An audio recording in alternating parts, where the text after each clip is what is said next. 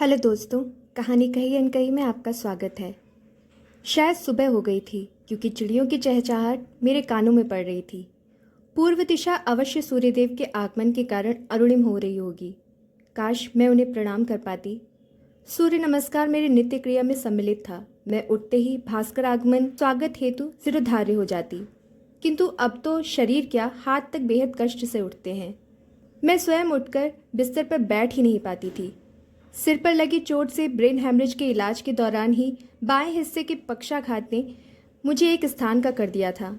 शुरू में तो छड़ी की टेक लगाकर मैं शौचादी कर आती थी। यह दवाओं का असर था, किंतु बाद में मेरे शरीर ने मेरा साथ छोड़ना शुरू कर दिया। मेरे 3 शिक्षित सभ्य आज्ञाकारी पुत्र थे।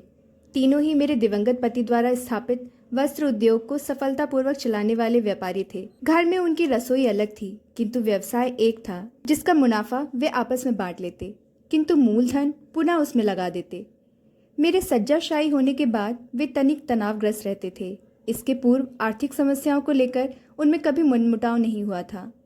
मेरी बीमारी पर बहुत खर्च हो रहा था। महीनों मैं अस्पताल में रही। घर आने पर भी डॉक्टर विजिट और 24 घंटे के लिए एक नर्स तथा दवाओं का खर्चा हजारों रुपए थे। घर में 3 बहुएं और 6 पोता पोती थे। वे सभी मेरा पूरा ख्याल रखते। मेरी सास ने मुझसे चाबियां अपने हाथ में रखने को कहा था, सो मैं अभी भी उन्हें तकिए के नीचे ही रखती थी। मेरी सास का कहना था कि जीते जी यदि सब कुछ बहू बेटे के हवाले कर दिया तो वे दुर्व्यवहार करेंगे। मुझे उनकी मानसिकता पर हंसी आती। मेरे बच्चे वैसे नहीं थे।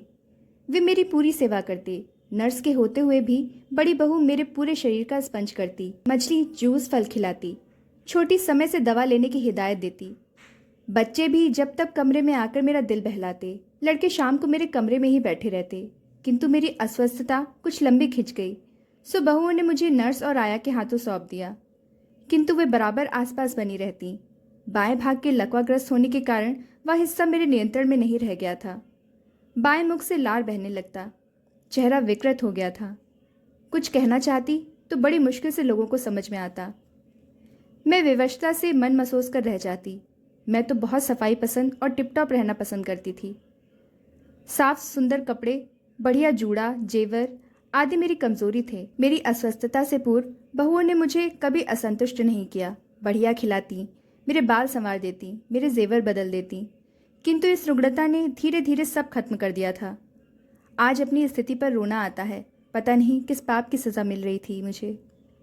शरीर दिन प्रतिदिन क्षीण हो रहा था, किंतु इच्छाएं असीमित थीं। पुनः स्वस्थ होकर सज धज कर बैठने का मन करता, तीर्थ यात्रा पर जाने का मन करता, शादी पार्टी में शिरकत करने की इच्छा होती, किंतु शरीर मन का साथ छोड़ने लगा। पहले मैं शौचादी के लिए कह देती थी, किंतु अब बेख्याली में सब हो जाता। नर्स बड़बड़ाते हुए आया को पुकारती। उसके ना रहने पर मैं वैसे ही गंदगी में पड़ी रहती। मेरे कमरे में अक्सर मलमूत्र और तीव्र गंध वाली दवाओं की बदबू आती। लड़के बहुओं के ना आने पर मुझे दुख होता, किंतु फिर मैं स्वयं को धिक्कारती कि संभवतः व्यस्तता के कारण वे ना आ पाते हों। वे तीनों ही प्री मैच्योर बेबी थे, ठंड में पैदा हुए थे। बड़े और मझले के तो लीवर ही कमज़ोर थे। उनकी गंदगी साफ करते करते मैं बेहाल हो जाती, किंतु मैंने कभी उनके प्रति लापरवाही नहीं बरती। ऐसे विचारों से भी मुझे शर्मिंदगी होती। क्या मैं उनके पालन पोषण का मुआवजा चाहती थी? वे अपने व्यस्त कार्यक्रम के बावजूद मेरा पूरा ध्यान रखते। एक दिन मैं आंखें बंद किए पड़ी थी। बहुओं ने सोचा मैं सो रही हूँ। मेरे कमरे के बाहर ही बड़ी बहू ने कहा, मम्मी की तो ऐसी हालत है कि घर के लोगों को इन्फेक्शन का खतरा पैदा हो गया है। बच्चों को इसलिए उनके कमरे में जाने से मना कर दिया है। मैं तो उनके बगल वाले कमरे में रहती हूँ। वे सांस लेने के साथ करहाती हैं। हर वक्त ऐसी आवाज़ से पप्पू को इतना इरिटेशन होता है कि वह पढ़ लिख नहीं पाता। मुझे तो नींद में भी वही सब सुनाई देता है। मंझली बहू बोली, इन सब का एक ही उपाय है कि उन्हें अस्पताल या नर्सिंग होम में भेज दिया जाए। वहाँ इनकी बेहतर चिकित्सा होगी। छोटी बहू का विचार था। अब वे ठीक तो होने से रहीं, पैर मुड़ गए हैं, न बैठ पाती है न उठ पाती हैं।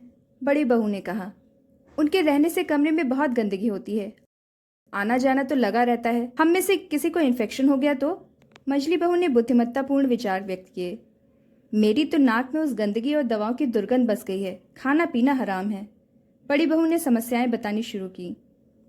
लेकिन अस्पताल का खर्चा कौन उठाएगा? प्राइवेट नर्सिंग होम में 25 से 30 हज़ार का खर्चा आएगा। मछली ने दूसरी समस्या बताई। उनकी बीमारी में क्या पहले ही कम खर्चा हो रहा है? पूरा बजट बिगड़ गया है, छोटी ने कहा। तुम दोनों के बच्चे तो छोटे हैं, मेरे बच्चे तो कंपटीशन की तैयारी में व्यस्त हैं। हर महीने 11-1200 के फॉर्म भरने पड़ते हैं। अरे तो क्या हमारे खर्चे नहीं हैं? छोटी व मछली एक साथ गरजी। इससे अधिक सच्चाई मुझसे बर्दाश्त नहीं हुई और मैं कराह कर करवट बदली तो तीनों बहुएं सतर्क हो गईं। उस दिन मैंने नर्स से पूछा, क्या मैं अब कभी ठीक नहीं हो पाऊंगी? मेरी अस्पष्ट वाणी की नर्स अब अभ्यस्त हो चली थी, सो यंत्रवत बोली, गॉड नोज। जब ठीक नहीं हो पाऊंगी तो इतना श्रम धन क्यों खर्च किया जाए? इच्छा मृत्यु क्यों ना दे दी जाए? हमारे देश में इच्छा मृत्यु का लीगल प्रोसेस बहुत लंबा है। पैसा धन तो इंसान अच्छे परिणाम के लिए खर्च करता है। आपको निराश नहीं होना चाहिए, नर्स ने समझाया। वह मुझे स्पंज करके दवा आदि दे चुकी थी, अतः कुर्सी पर बैठकर वह पुनः एक रोमांटिक नॉवेल में खो गई। उस दिन शाम को अलग अलग मैंने अपने तीनों ही पुत्रों से कहा कि मैं अस्पताल नहीं जाना चाहती, न किसी प्राइवेट नर्सिंग होम में जाऊंगी। मुझे लगता था वहाँ मैं एक कोने में फेंक दी जाऊंगी, अपने बच्चों को देखने को तरस जाऊंगी। हो सकता है मृत्यु हो जाने पर लावारिस लाश की तरह जला दी जाऊं। नहीं नहीं, मैंने पुनः स्वयं को कोसा। बहुएं स्वार्थी हो सकती हैं, किंतु मेरे राम लक्ष्मण सरीखे पुत्र ऐसा नहीं होने देंगे। अस्पताल स्थानांतरण स्थगित होने पर बहुओं ने खर्च को लेकर घर में खूब कलह किया। बच्चों पर बहुत खर्च हो जाने और अपने अपने अभावों का जिक्र किया। आपस में लड़ झगड़ कर वे शांत हो गए। इधर मेरी अवस्था में निरंतर गिरावट आ रही थी। मैं कुछ बोलने का प्रयास करती तो केवल गों की आवाज़ निकलती।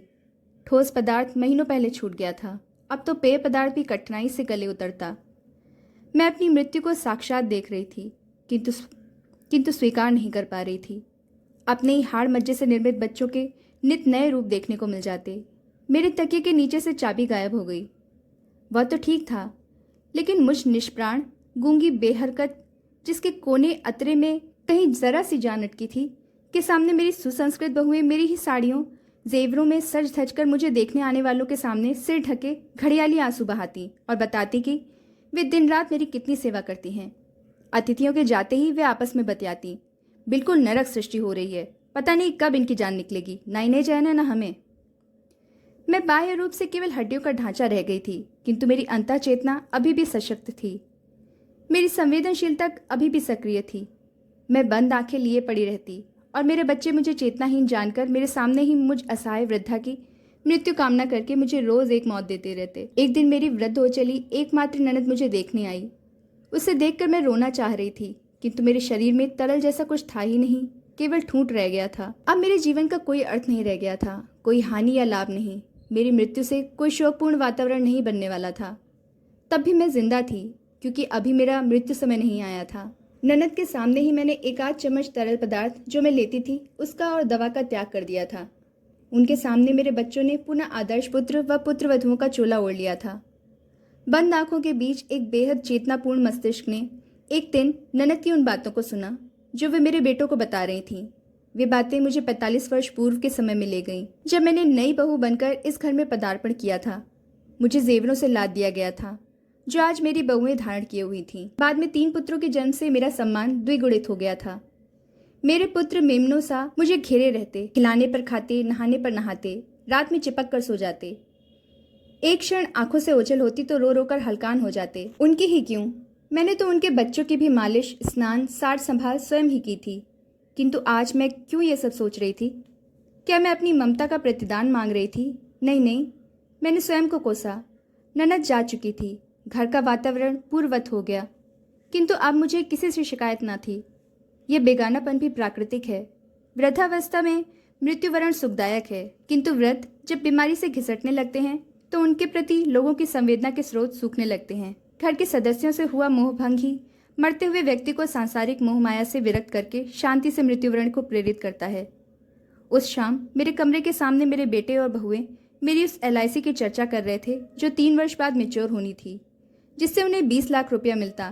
किसी ने कहा, यह जीना तो अर्थहीन है, अम्मा की मृत्यु ही इस समय हमें आर्थिक संकट से उबार सकती है।